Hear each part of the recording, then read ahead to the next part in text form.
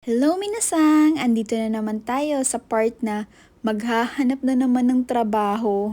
Kasi matatapos ko na yung contract ko sa current work ko, so naghahanap na ulit ako ng full-time job. At ito na nga, nagsusulat ako ng address sa envelope. First time ko pala gagawin to, yung magme-mail ng resume at requirements papunta sa company.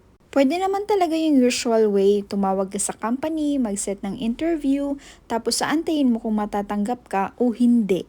Pero ngayon kasi gusto ko na talagang mas malaman kung anong papasukan kong company. Kasi sa website nila hindi nakalagay yung salary. May details about bonus pero wala talaga yung exact na sahod or hourly rate. At ayaw ko namang magtanong dun sa magi-interview sa akin, 'di ba? NG yun.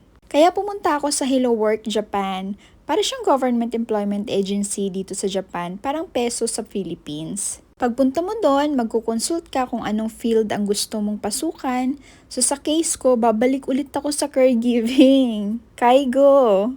Din bibigyan ka nila ng mga recommendations sa facilities at sa printout nila, nandoon na lahat. Salary, allowances, conditions, super detailed talaga. At kapag may napili ka ng company, bibigyan ka nila ng referral letter. Sila na rin tatawag sa company at sasabihin na mag-a-apply ka. So parang guided yung process ba? Kaya ito, ready ko na lahat ng requirements ko, ipopost ko na siya. At by the way, nagpicture ulit ako para sa resume at ilang beses akong nagkamali sa pagsusulat ng address.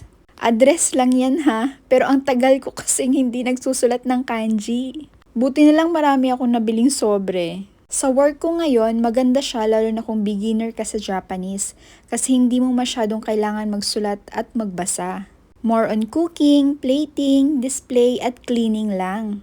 Pero yun nga, disadvantage niya, hindi masyadong nakahasa yung Nihongo mo. At pagpunta ko nga pala sa Hello Work, hindi na talaga ako dumaan sa yung habang process na kasi may record na ako doon. Nung nakaraan kasi, nag-claim ako ng unemployment benefit, kaya may record na ako doon. Tapos, diretso na ako sa consultation. But this time, hindi ko gagamitin yung unemployment benefit ko. Gusto ko na talaga agad makapagtrabaho after talaga, siguro mga 1 week lang after matapos yung contract ko sa current job ko.